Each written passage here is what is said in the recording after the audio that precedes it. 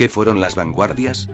Las vanguardias fueron movimientos renovadores que se desarrollaban en la ruptura de las tradiciones artísticas.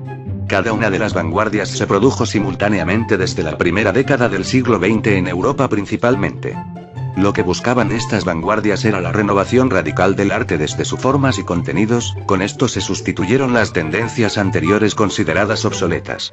Tras las tendencias anticuadas del siglo XIX, como el realismo, para muchos artistas y escritores era necesario una renovación, una nueva visión de la vida, que no todo tenía que ser tal cual como lo vieran los ojos.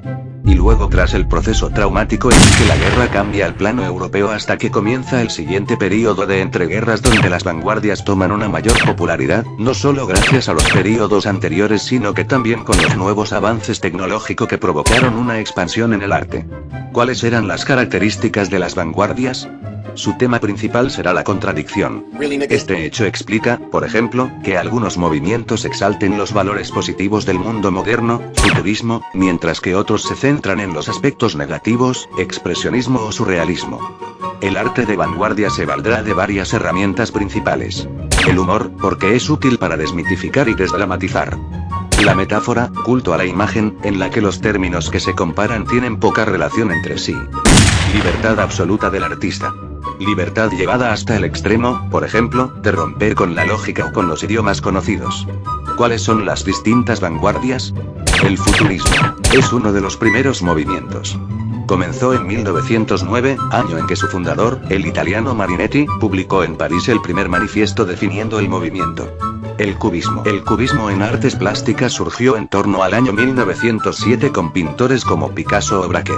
El cubismo literario apareció unos años más tarde y su máximo representante sería Apollinaire.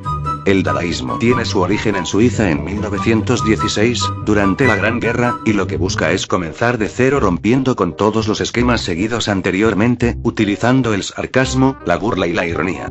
Expresionismo. Los representantes de este movimiento prefirieron hablar más de postura vital que de una corriente entendida como tal. Surrealismo. Nace en Francia aunque sus mejores manifiestos sean en España. El surrealismo no pretendió ser solamente una opción artística sino que quiso ser un movimiento que promoviera la revolución integral, la liberación total del hombre. Las vanguardias latinoamericanas. Estas vanguardias se centraron en el ámbito literario, dado que habían varios autores vanguardistas que expresaban su opinión tras lo social y también daban un espacio al lector para crear su propia opinión a partir de realidad mostrada por el propio autor, creando una especie de revolución mental entre los 20s y los 40s y además considerando los acontecimientos en Europa, guerras, revoluciones etc. Las características de las vanguardias latinoamericanas fueron: la metáfora fue la libre expresión del poeta. Se liberaron de las reglas de la gramática. Usaron un verso absolutamente libre. Creación de temas de ingenio y fantasía. Introducción a temas modernos.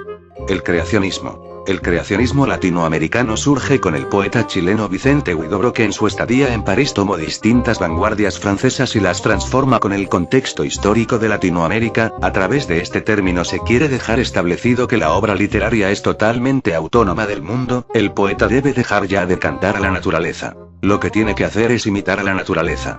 Ultraísmo. Este se desarrolló en España y Argentina con unos de los exponentes importantes argentinos que fue Jorge Luis Borges. El objetivo de esta corriente era la modernidad pero a su vez rechaza al modernismo decadente. Simplismo. Este se desarrolló en Perú y su principal exponente fue Alberto Hidalgo. Está influenciada por el futurismo y el creacionismo y consiste en el uso excesivo de metáforas y autonomía en cada verso considerando de este modo un lenguaje poético y subjetivo.